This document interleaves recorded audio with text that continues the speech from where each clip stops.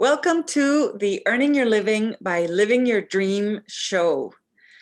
Today we have a guest.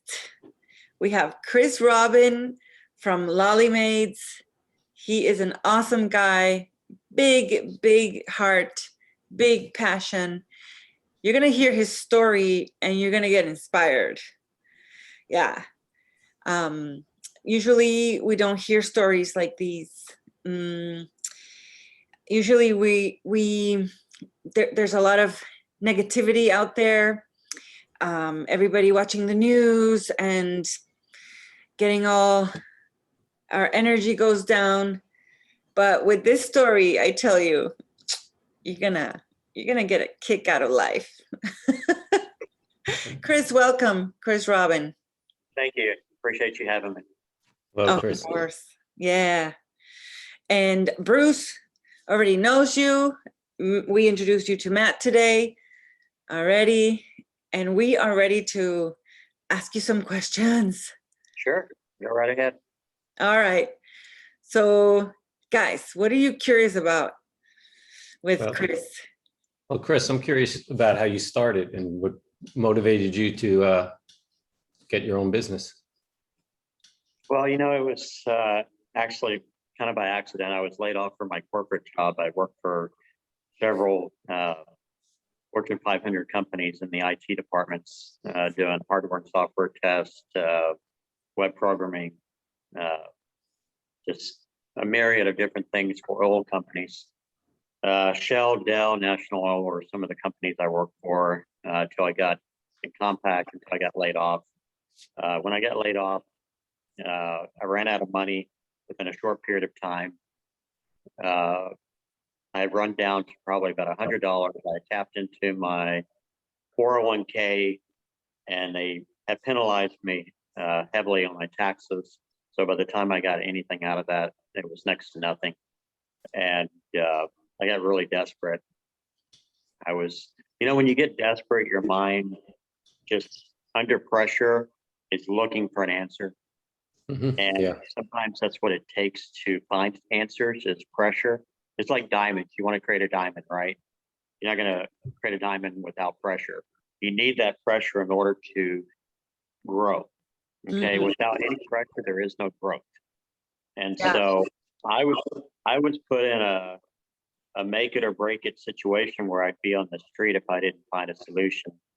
And I took a chance. I didn't even know what I was doing. I don't even know where this idea came from, but I decided I was going to clean houses and had no earthly idea how to clean. I'd never done it before, didn't know the concept, didn't know anything about it, didn't even know any other cleaning company name, less, so I just came up with a name off the top of my head, Lolly Maids. I thought it sounded cool. I went through a few different names in my head.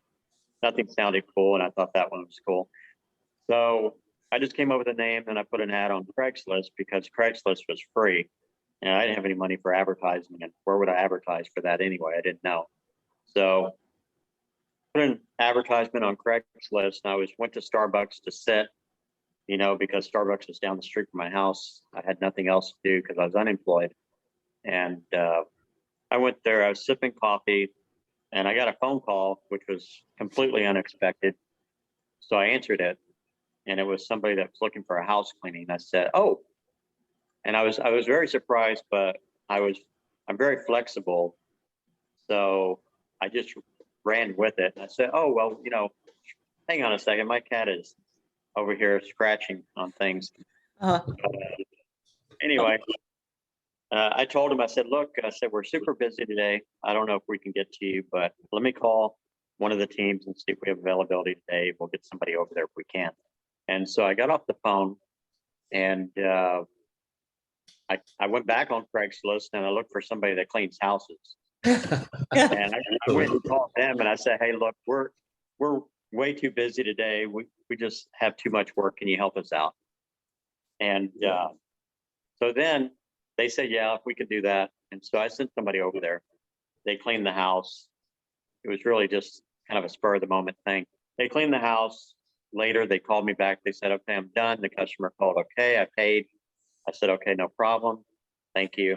And I said, okay, well, that's interesting. You know, I wasn't expecting that. And that shows some potential,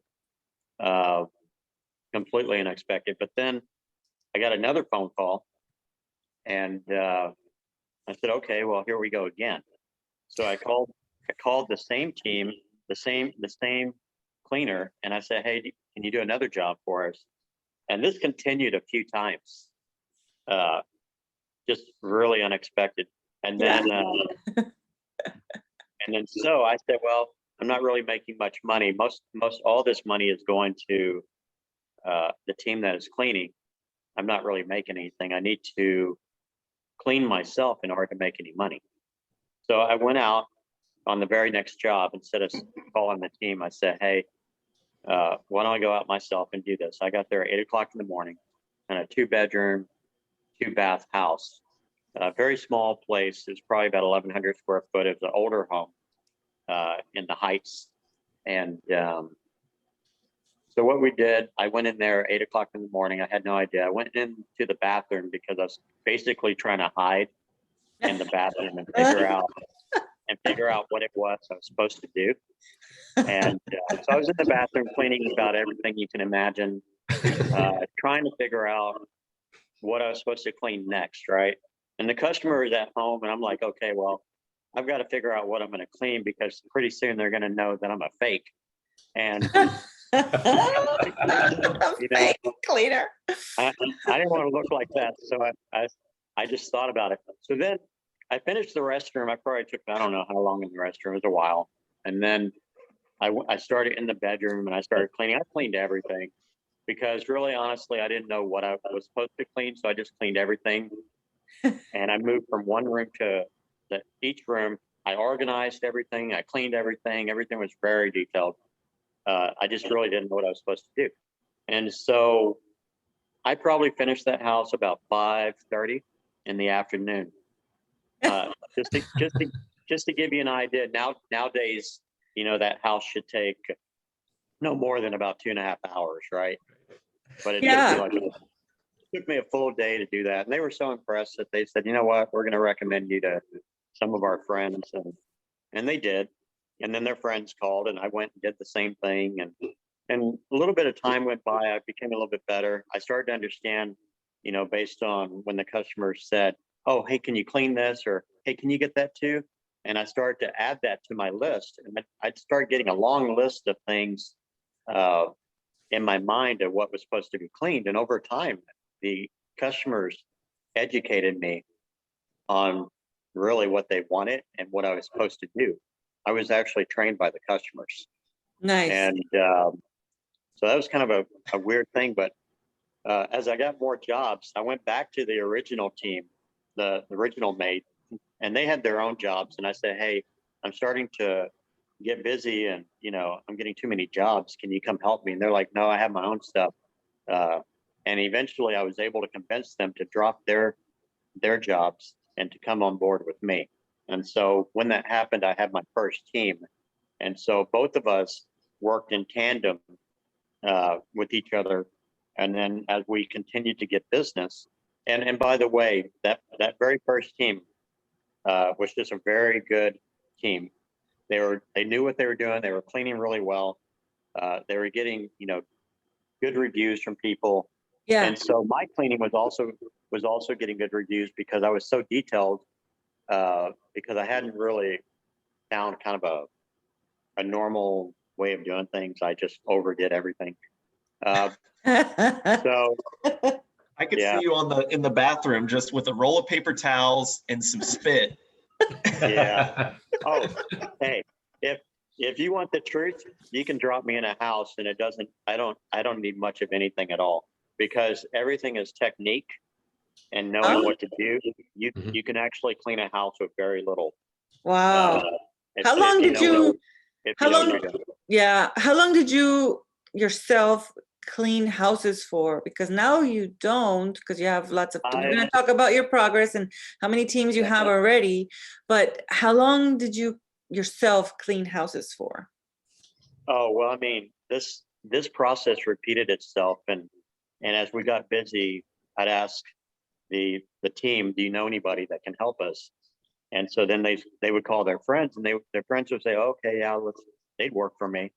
And then we'd all work together, and then the same thing would happen again. Hey, do you know anybody? And I'd ask both of them, and then they say, yeah, we know somebody, and then we'd bring them in, right?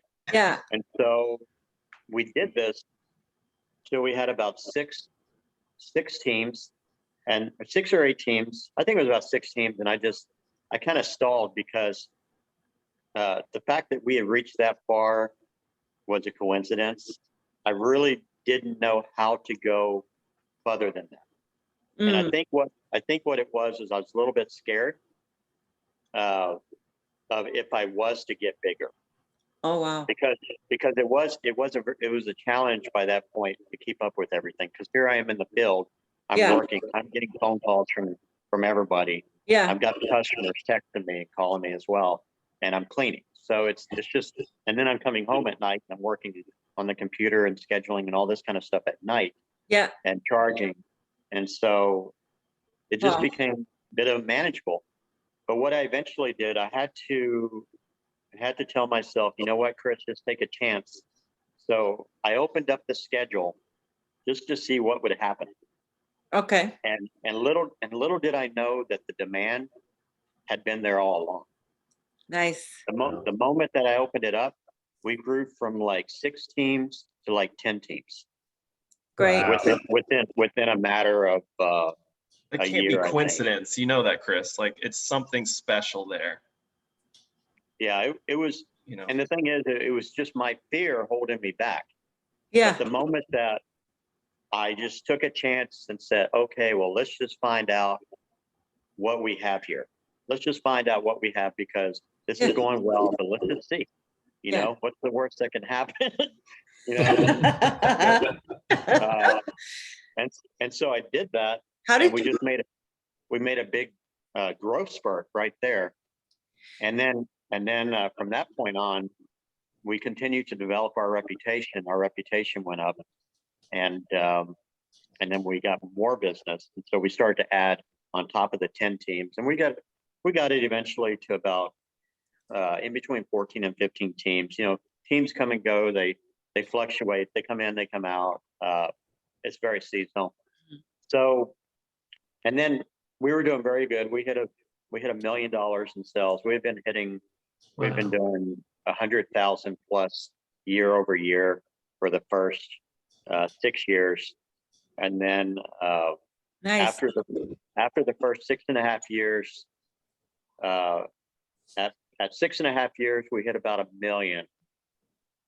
We hit 1 million gross. And then I brought on the office manager because I needed help. It was just becoming very difficult to manage all these teams. Yeah. Yeah. By myself, and to do the schedule at night. I wasn't eating until 10:15, 10:30, 11 o'clock at night, not Yeah. taking a shower, not watching TV, not doing anything, just work. Yeah. And I just want to add how you were the visionary, because in our Earning Your Living by Living Your Dream videos that we do, we tell everyone how visionary, manager, and marketer type of people, they have to be there together in a company. So Chris found his manager. Right. He was the visionary himself, and then he did the other 2 roles by himself too, the managing the scheduling, the marketing with his website, the selling, the attracting people. So he did the 3 roles by himself for many years, but then he hired a manager, and she's a manager type too. We had a meeting this morning for about 3 hours, and she was managing all the teams, and she's great. Tell us about the change. What happened when you hired a manager, Chris? Oh my gosh, let me tell you, I have been working 7 days a week for 6.5 years, and I hired her, and it was like I instantly retired almost. Yeah. She did all the things that I normally do with the teams, the phone calls, dealing with the customers, scheduling, charging customers, dealing with issues, all these things that I normally dealt with. She took all of that off my hands, Mhm. and I didn't have to go out and clean anymore. Mhm. And this was just completely different than anything I had up to that point. I had worked my ass off until that point, Yeah. and then when I brought her in, now I'm able to stay home. Yep. I stay home. I monitor emails. If there's an issue, she'll call me if there's an issue, and I'll tell her, okay, this is what I think we should do. But for the most part, I have quiet days where I don't hear from her at all. I have days where I hear from her once or twice. I have days where I hear from her a few times a day, right? Right. It just depends on what the need is for the day. But the thing is I can sleep in if I want. I can eat. I can go to lunch with friends. I can take a vacation. I can do whatever I want. And the thing about it is I have someone here running the business. I even went to Miami last week, and I just hopped on. I just used my phone to check emails, make sure there was no issues, and I just text her if there was anything, nothing big, but pretty much for the whole week I was in Miami, I didn't have to do anything. It was great. Nice. Wow. Great. Chris, that's So I'm real. able to It's make really, income, and I'm not having to work nowhere close to what I had to work. And so I Right. consider myself to be semi-retired. Yeah. Bravo. But business is down, since we did coronavirus, business went down about 35%, Of course. Yeah. 35 to 40%, which is expected.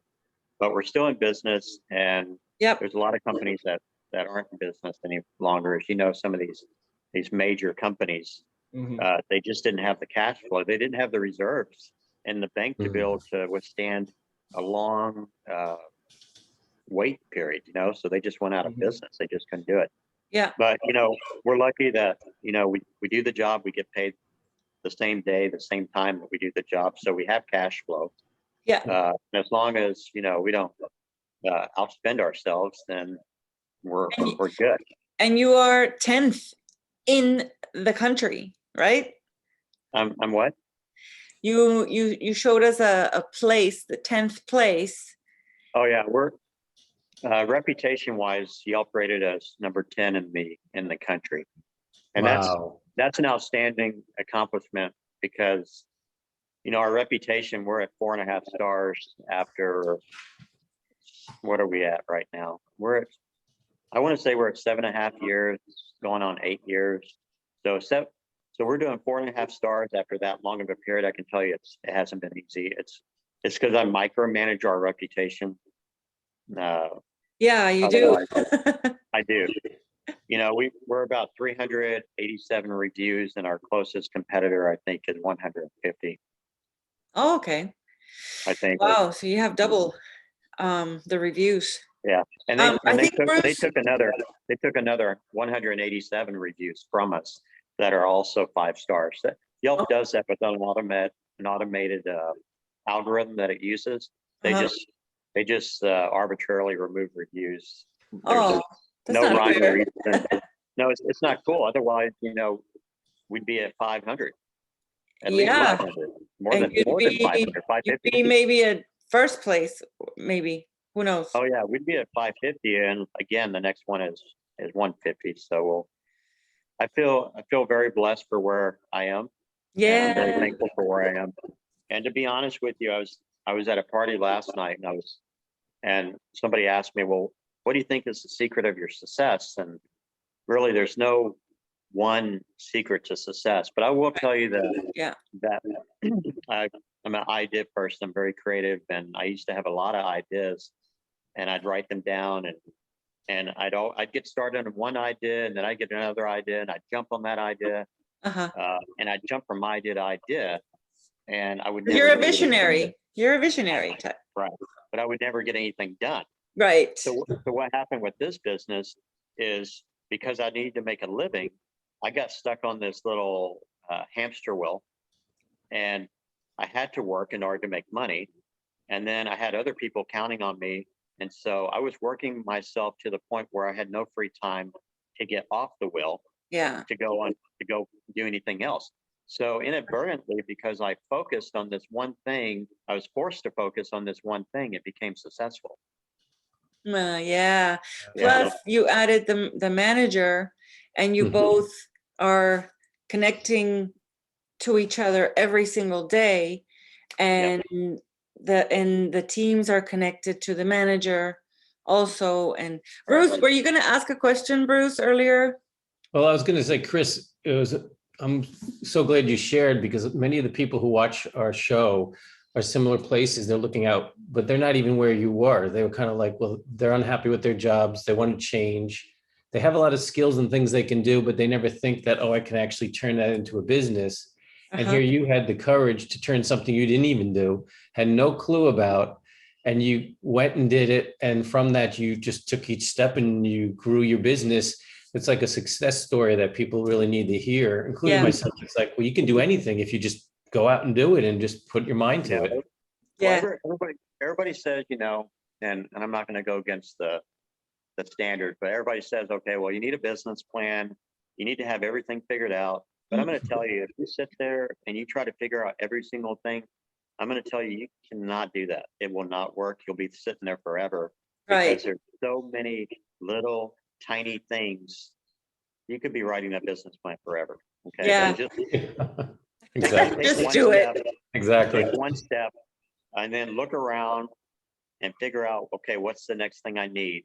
Yeah. Use Google and have Google tell you what you need to do. You know what I'm saying? Because There you go. honestly, YouTube or Google, there's an answer everywhere. And if Yeah. there's not an answer Yeah. there, then find somebody that's already doing it, call them and ask them, hey, what do I do? Yeah. And Don't you most have people are like, a Nike cap on? Let me see. Yeah. You're like, just do it. You're just doing it, Chris. I don't want to put the Mercedes hat on because that'd be a little ostentatious. I got the Mercedes hat over there, but I'll leave it alone. Awesome. Yeah, I wanted to share with everyone how you, in 8 years, well, in less than 8 years, you have some sweet deals there with nice Mercedes that you have, and Yeah. some nice lifestyle that you've gotten for yourself that maybe you couldn't have had you stayed in the corporate world, you No, know? actually, this is much better than corporate. I enjoyed working with everybody because there's a certain level of status and prestige to work for corporations and to be with your peers that are smart. It's just a nice environment. But the truth is I wouldn't go back to corporate. I'm making so much more money now. Yeah, good for you, Chris. In 7.5 years or so, going on 8 years, I bought my first house. I paid that off within 3 years. Now I am in my second house, which is bigger than the last house. Right? This has high ceilings and every nice kitchen back there. Oh yeah. Nice, Chris. And so I'm in my second house, still have my other one. I bought my Mercedes, paid that off in 14 months. I bought my Camry, I paid that off in basically 1 year. I just bought a BMW. I didn't buy new. I bought a used BMW, but it's a nice one. So I'm sitting at 3 cars right now. And this is just, Is there a boat in the future? My girlfriend says, why do you keep buying cars? And I said, well, why do you keep buying purses? I mean, That's right. And she hates me when I say that, but everybody has what they enjoy, right? So if you can enjoy life, you might as well try to enjoy it. That's what I'm doing. That's right, Chris. Thank you so much for this interview. And basically, thank you. You inspired everyone that's going to hear this story on our channel. They're going to get inspired, Chris. So thank you so much for coming in. Do you guys have any last questions? Anything else for Chris? We're good? No, we're good. Solid. Thank you, Chris. Yeah. Thank you, guys. I appreciate it. Thank you. Thank you, everyone. And see you next week. Bye-bye. Bye-bye.